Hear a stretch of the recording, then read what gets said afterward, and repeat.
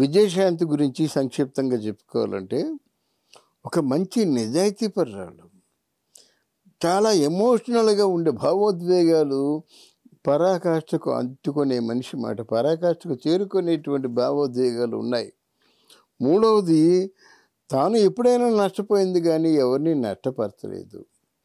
తను ఎక్కడ కూడా ఏ పార్టీలో ఉన్నప్పుడు కూడా చిత్తశుద్ధితో పనిచేసింది గానీ, రాజకీయాలు చేయలేదు.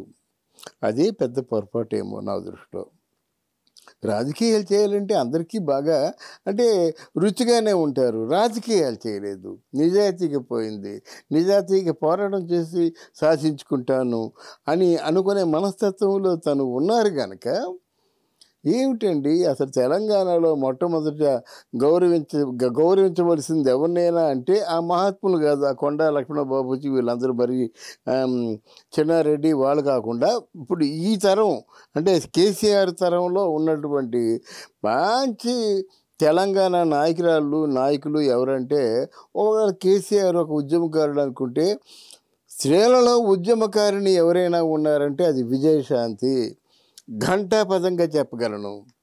తను ఆస్తులు కోల్పోయిందండి. ప్రజల్ని నమ్మిందండి. బీదా బిక్కి వాళ్ళకేమో సహాయం చేసిందండి. తన చుట్టూ ఉన్న సమాజాలన్నీ కులమత ప్రసక్తులు లేకుండా కులాలకి మతాలకి అతీతంగా సహాయపడ్డదండి. తెలంగాణ ఉద్యమాన్ని అంతవరకు తీసుకెళ్ళిందంటే అందులో సెంటర్ ఆఫ్ అట్రాక్షన్ ఎవరైనా ఉన్నారంటే Vijayashanti. No doubt at all. అటువంటి వ్యక్తిని మోసం చేశాడు కేసీఆర్. అక్కడికి కూడా ఆ విజయశాంతి తాలూకు స్టాండర్డ్స్ ఏమో చెప్పినటువంటి వ్యక్తి హరీష్ రావు.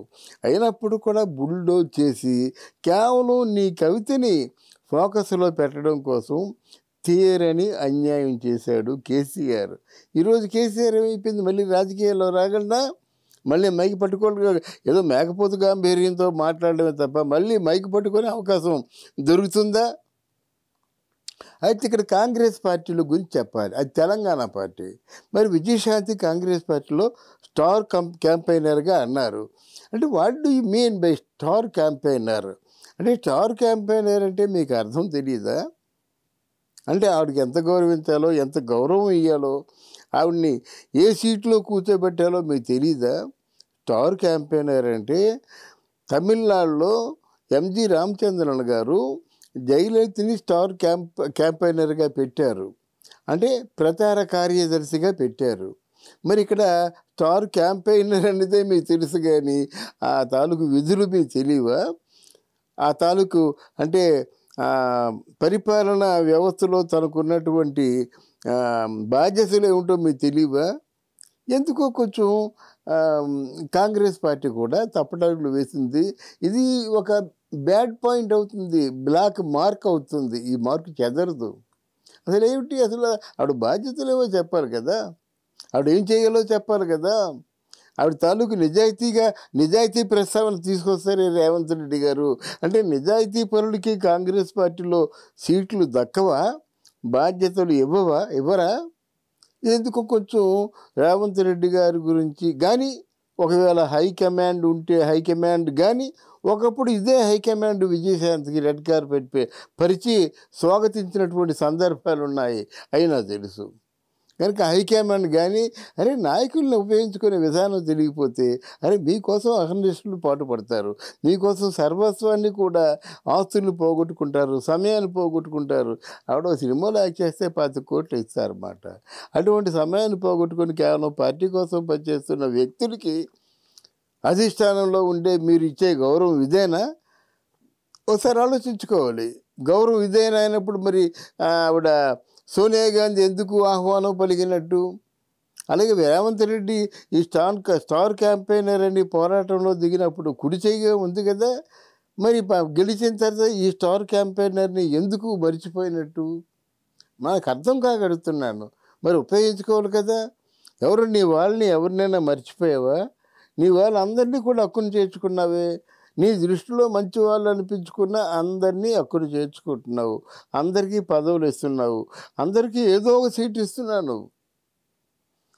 కానీ ఇక్కడ ఆవిడ అభిమానులు ఉంటారు, ప్రజలు ఆవిడని అభిమానించే ప్రజలు ఉంటారు కనుక ఆవిడ ఒక మణిపూస లాంటి ఒక నాయకురాల్ని ఏ బాధ్యతలు లేకుండా ప్రజాసేవ చేసే అవకాశం ఇవ్వకుండా ఇలాగా నిరుపయోగంగా ఉంచుకోవడం మాత్రం అర్థం లేనటువంటి పాలన అవుతుంది.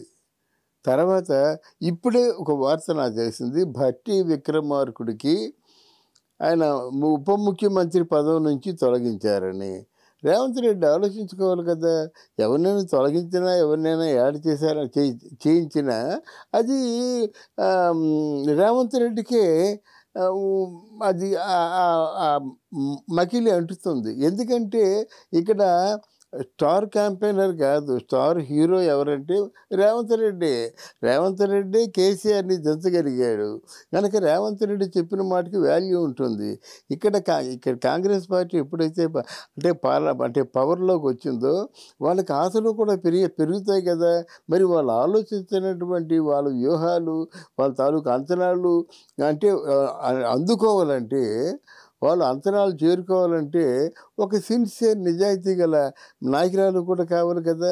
నువ్వేదో సీతక్క లేకపోతే సురేఖ నువ్వు మంచివాళ్ళే, వాళ్ళందరూ నిజాయితీ గల వాళ్ళే.